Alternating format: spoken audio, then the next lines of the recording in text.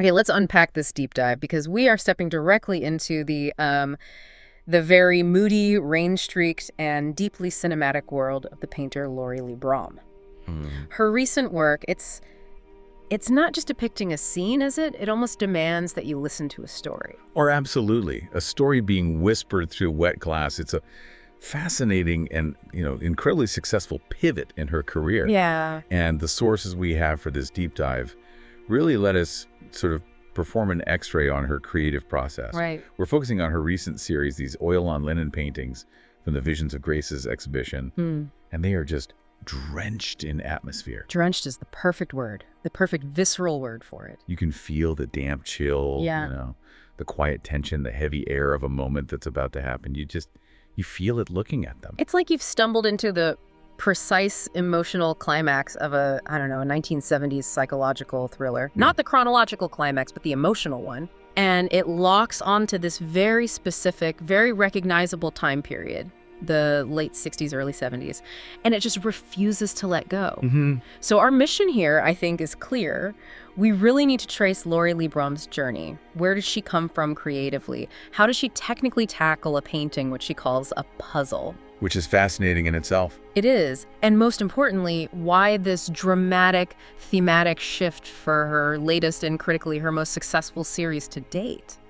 And the power of these images, it's really built on contradiction. That's the initial intrigue, right? What do you mean by that? Well, what immediately grabs you is that striking visual motif she keeps returning to. You have these women caught in a silent moment, maybe smoking. Yeah. And they're clad in these incredibly bright, often floral psychedelic patterns. Yeah. But, and this is the key, they're viewed through a gloomy, rain-splattered window. That's the contradiction, the vibrant inner life versus the gloomy, isolated exterior. Exactly. That jarring contrast sets the mood for a complex narrative immediately. It's so intentional. It feels like more than just a technique, It's a narrative device. It is. You see all that energy of the 60s and 70s, the bright pinks, the oranges, the, shocking neon florals of counterculture fashion. Right. But the rain running down the glass distorts it all. It softens all that energy. It's like the promise of liberation, which is represented by the clothing, is simultaneously trapped. Or being washed away. Or being washed away by the domestic reality of the storm outside. The rain is a psychological filter. That visual tension is precisely what lets the narrative ambiguity thrive. We have to look through the distortion to understand the emotion. Yeah. And that complexity, it's so deeply rooted in where she started creatively, which is, I think, where we should turn first. So let's jump straight into that. The foundations of an aesthetic. Where does this unique voice, this ability to capture both historical weight and visual chaos, where does it actually come from? Well, the sources tell us she grew up in Charleston, South Carolina. Yeah. A very historical, kind of eerie town.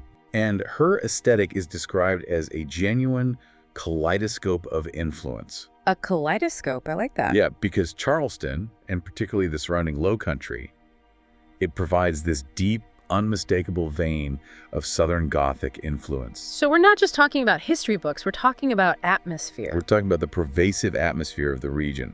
I mean, local ghost stories, the deep, humid weight of the swampy Low Country, folktales that are rooted in history, and, frankly, decay. This is the dark, eerie, folkloric backdrop that defines so much of the weight and often the structure of her early work. You can almost see the Spanish moss. There's this sense that the past is never really past. But what's so fascinating and what creates that critical tension we see later is the almost immediate contradiction she introduces into that aesthetic. Right. She moves directly from swampy ghost stories and historical weight to, the psychedelic daydreams of her youth. And then punk rock. And then the loud, defiant punk rock and counterculture obsessions of her teens? That's a huge creative jump. It's a massive jump. It's the difference between, the structural decay of an old plantation house and the explosive energy of a Ramones album cover. Yeah. And that mixed Southern folklore, these eerie, often beautiful scenes of decay, colliding head-on with 60s and 70s counterculture energy and visual protest. That is the engine of her specific signature tension. Okay, so break that down. Well, her art consistently features subjects who feel burdened by history or their environment. Yeah. But at the same time, they're wearing this visual protest, this defiant vibrancy of a countercultural movement. It's the visual juxtaposition that grabs you. Yes. She captures the lady of the manor who, in secret, is, listening to the clash. Or buying a wild synthetic floral dress instead of the traditional silks. Exactly. So that structural complexity is why the mood is never simple. It's not just gothic and it's not just psychedelic. It's the collision of the two.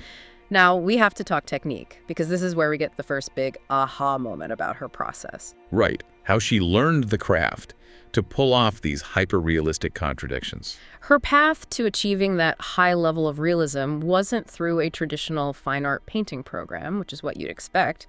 She studied illustration at Parsons. It's a true case study in, unexpected career paths. She studied illustration, explicitly not portraiture or traditional fine art painting. And why was that?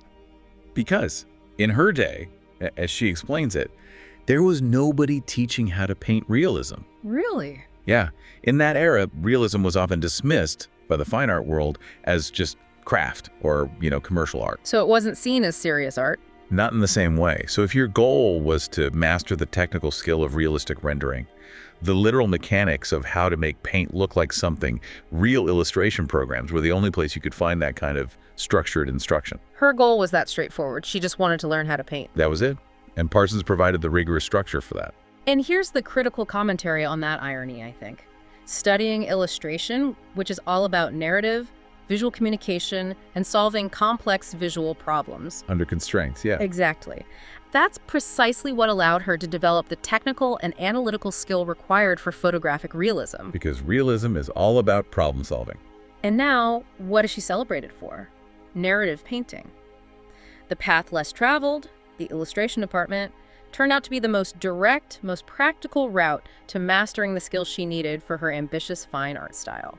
And that educational background absolutely defines her technical process, which she details perfectly as the painting as a puzzle method. It's a puzzle. I love that. She views the process of attacking a painting as a puzzle, which is a highly analytical, almost engineering mindset. That comes right from illustration, right? Solving a visual problem. Absolutely. When you are tasked with illustrating a story, you're solving the puzzle of how to communicate complex ideas clearly and dramatically within a single frame. So let's go deeper into this puzzle. The sources say she starts painting generally without a detailed drawing underneath. For oil on linen realism, that sounds, well, it sounds incredibly brave.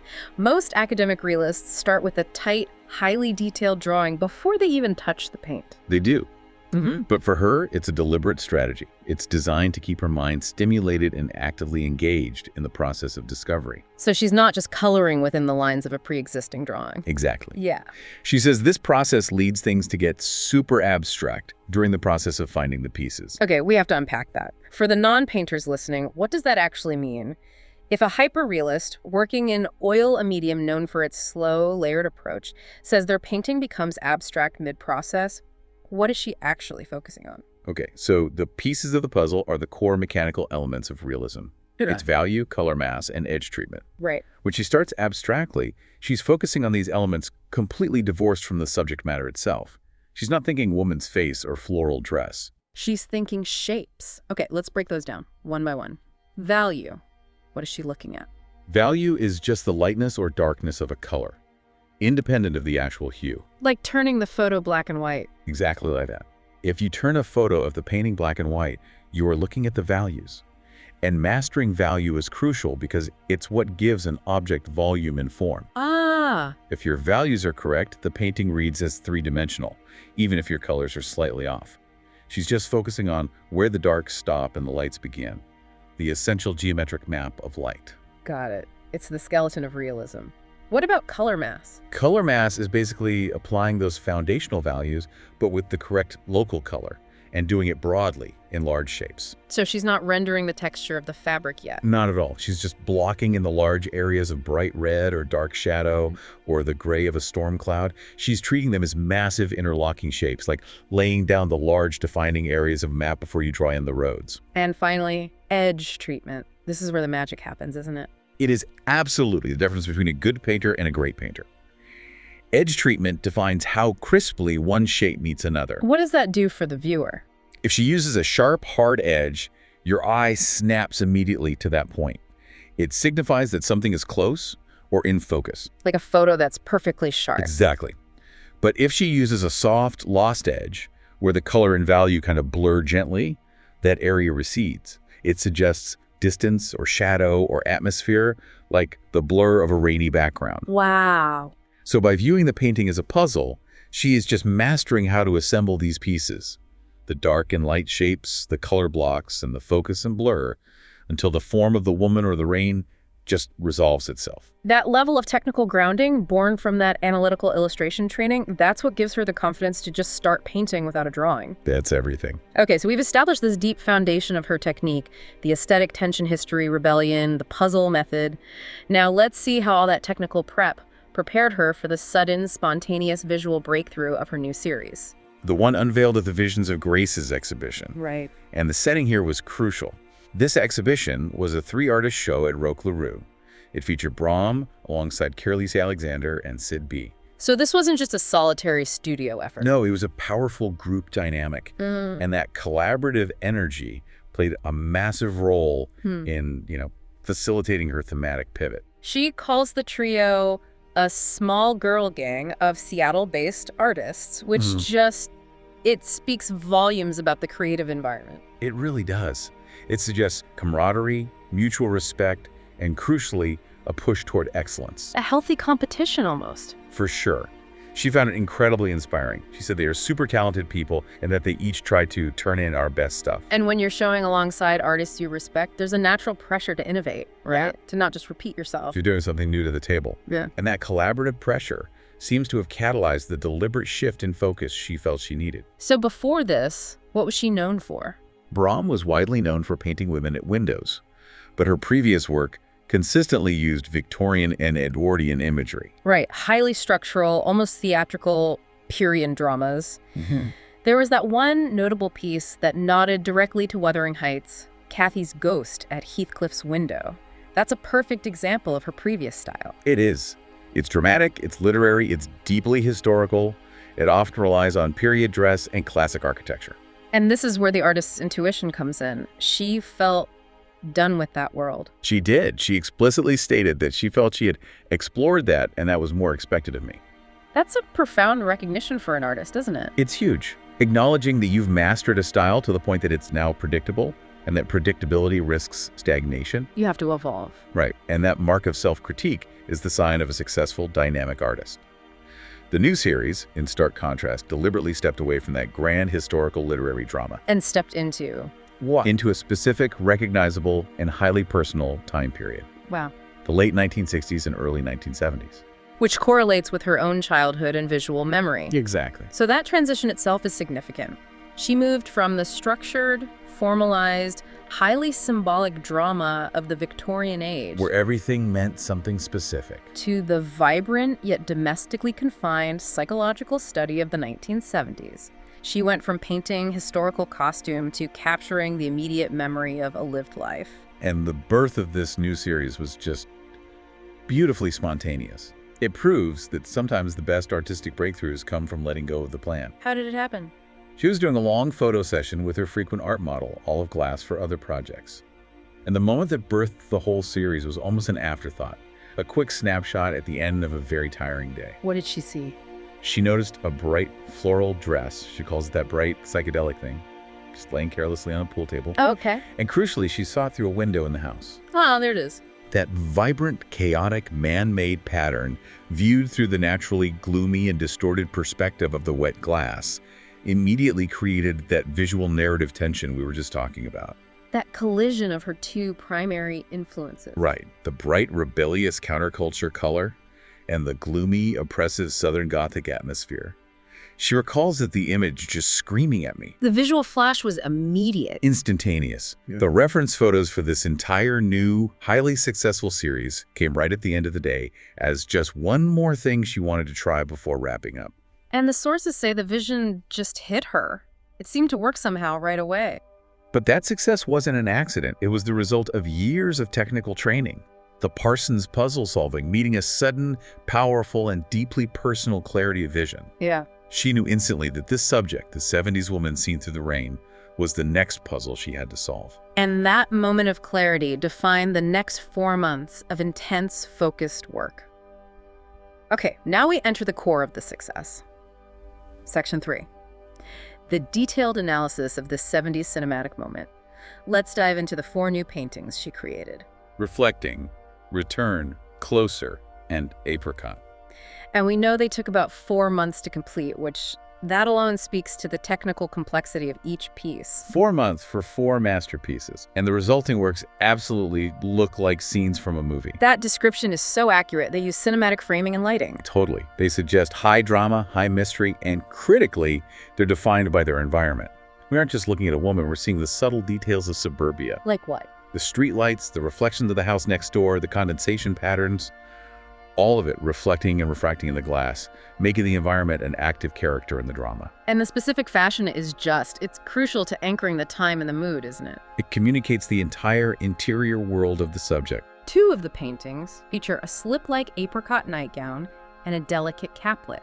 That's an extremely vulnerable, intimate state. It suggests wakefulness or quiet distress in the dead of night. Right. And the other 2, they feature that bright, chaotic, floral sheath dressed like in images A13 and A15.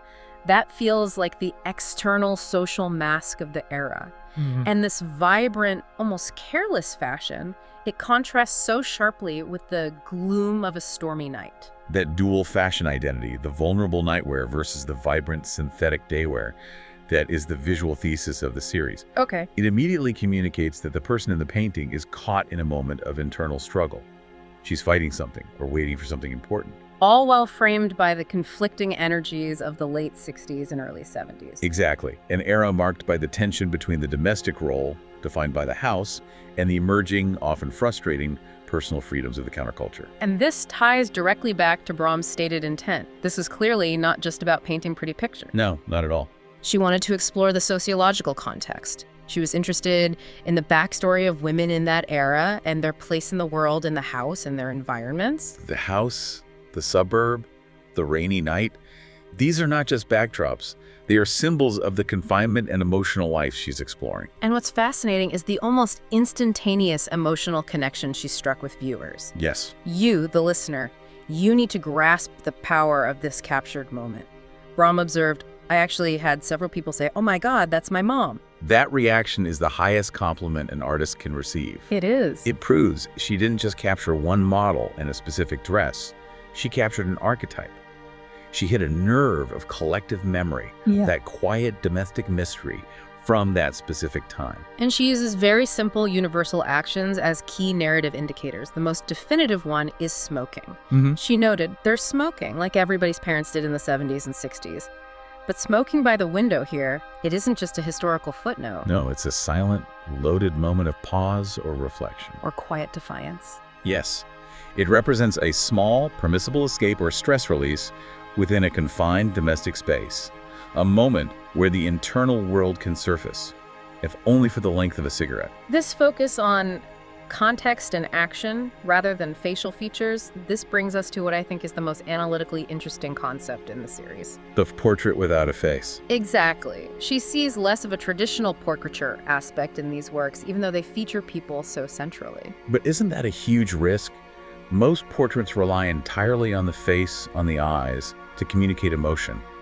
By obscuring or distorting the face with rain and glass, isn't she just diminishing the emotional impact? See, I think it's the opposite. Her goal was explicitly, I'm trying to create a portrait of a person without their face, which is really interesting to me. Okay. When you obscure or distort the face, you force the context and the body language to do all the heavy lifting. So instead of diminishing the emotional impact, she heightens the psychological ambiguity. She forces the viewer to participate in the narrative. right. So instead of a clear facial expression giving us the clue, is she happy, is she sad, we have to synthesize all the surrounding data. The tightness of the grip on the cigarette, the slump of the shoulders, the vibrant floral dress against the gloom, the reflections on the glass. The painting is asking us, is she angry? Is she frightened? Is she just bored? And the ambiguity of the obscured face makes the story instantly universal. Psychologically, this works brilliantly, doesn't it? Because the viewer tends to project their own experiences and understanding of that time onto the figure. We look at the body language and the environment, and we fill in the blanks using our own collective memory of what domestic confinement or quiet rebellion looked like in that era. So the wet glass isn't just a filter for light. It's an emotional filter through which we interpret the figure's inner life. It's a masterful way of engaging the viewer as a co-creator of the narrative. And speaking of that wet glass, we have to dedicate some time to the technical challenge. Yeah. Because this is where her puzzle method was truly tested. Brom was genuinely energized by the technical problem of rendering rain and distortion. She absolutely was. She was specifically thrilled by the crazy visual effect that you can get there with the rain and the psychedelic patterns. And this is where the technical mastery required for oil-on-linen realism gets exponentially more challenging. How so?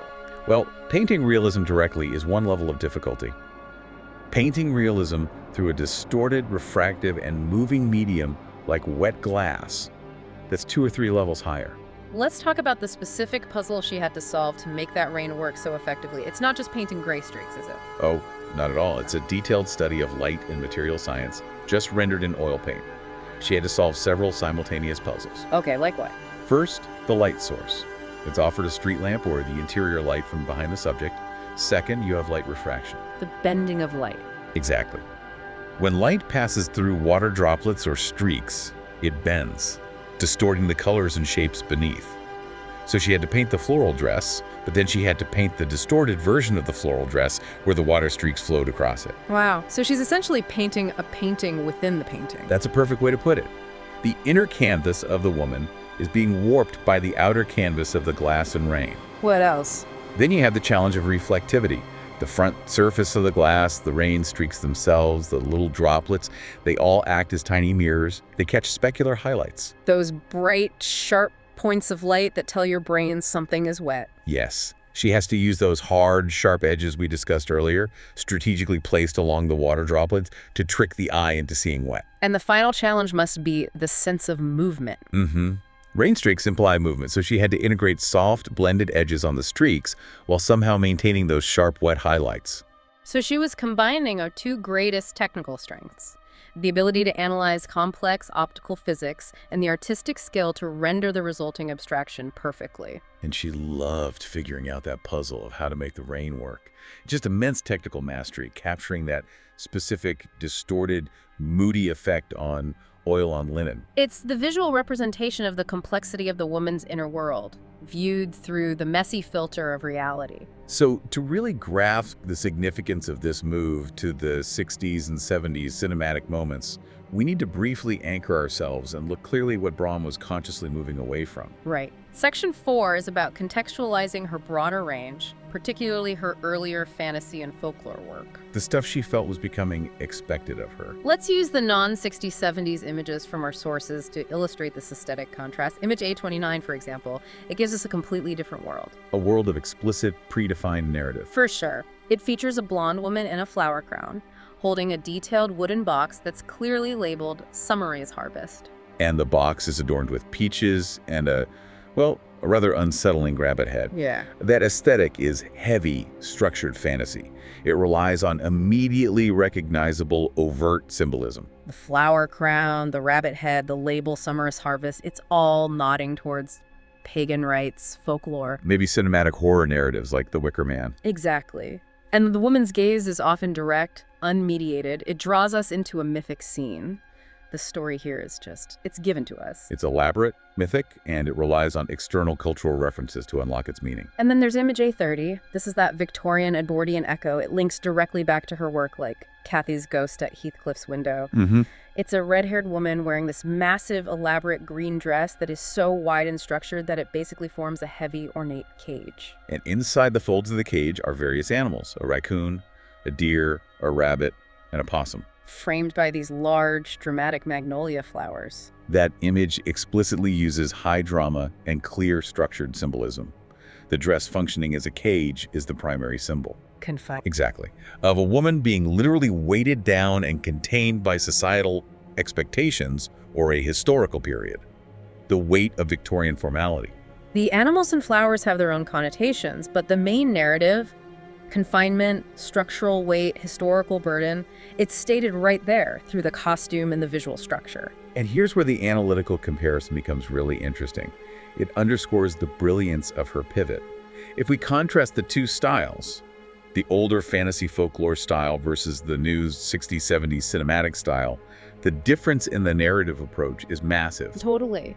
The older work is dependent on structured external symbolism. You know the woman is confined because she's wearing a dress that is a literal cage. Right. The theme is mythic because of the clear labels and pagan iconography. Yeah. The story is high fantasy and externally defined by the objects she's wearing or holding. It's a beautifully illustrated story. But the new series, it just rejects that overt structure. The 60s and 70s work uses psychological realism and narrative ambiguity. There are no overt literary symbols. No. The woman is confined not by a literal cage, but simply by the architecture of the house, the emotional state of the hour, and the stormy night outside. The story isn't given to the viewer. It's inferred and co-created by the viewer based on the ambiguity of the setting and the emotion filtering through the rain. And this contrast, it highlights the significance of the shift Brom felt she had to make. She moved from illustrating a grand external myth to capturing an immediate internal mood. She transitioned from the epic scale of historical narrative to the intimate yet infinitely complex scale of psychological realism. It proves that the most powerful narratives often aren't the ones with the most obvious symbols. They're the ones that allow the viewer to bring their own emotional history to the canvas. And that pivot, requiring that level of technical mastery for the rain and the projection of emotion, that's what allowed her to break into a new, highly personal and universally resonant aesthetic. So we circle back to where we started. After all that technical complexity, all that thematic evolution, the collaborative effort, how did the Visions of Grace's exhibition perform? Did the market actually respond to this profound shift in direction? The response was overwhelmingly stellar, both commercially and critically. That's great. Brom confirmed that all 4 new paintings reflecting Return, Closer, and Apricot, they all sold and have new homes, which is wonderful. That's the first test, right? It is, and more importantly, she stated she got really positive feedback from this particular group of paintings. That kind of immediate, concrete success validates her intuition. It confirms she had to move beyond what was expected of her and explore new terrain. It absolutely confirms the necessity of the pivot. And that validation has cemented her future plans, which is great news for collectors and, curious learners like us. For sure. She's cleared her schedule to continue this exploration. She wants to keep painting in this vein and explore it and see where it takes me. She found a creative vein that is not yet exhausted. And the plan is explicitly to create a full body of work, a continuation of this one. Yeah, though she's unsure if it will lead immediately to a full-blown solo show.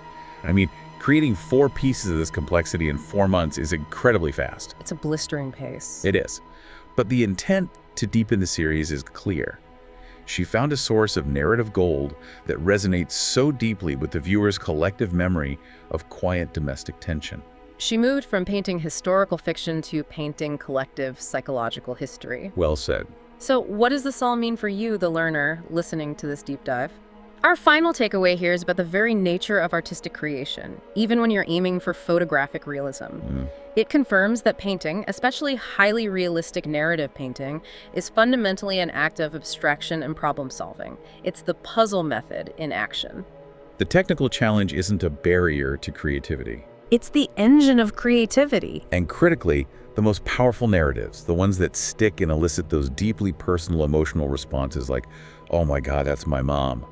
They often come not from grand mythical structures or clear, open faces. They come from simple, evocative, ambiguous elements. It's the technical mastery of the light refraction, the cheap fashion, the precise setting, and that half-seen universal action of smoking by a window that allows the viewer to fill in the complex emotions of the woman behind the glass. You don't need a clear face to have a vivid, deeply affecting portrait. You just need the right context. That's a powerful thought to end on, isn't it? Laurie Lee Brom created a portrait defined entirely by context and technical challenge. If clothing and setting can create such a full portrait of a person without ever showing their face, we have to ask ourselves a closing question. If someone were commissioned to paint you right now, using only the objects in your current environment, the light reflecting in the window, or your current daily actions, what elements would tell the clearest, most mysterious story about you? That's a great question. Think about what you carry, what you wear, and what you might be looking at through a window on a stormy night. That, according to Laurie Lee Brom's latest work, is the exact material of your cinematic moment.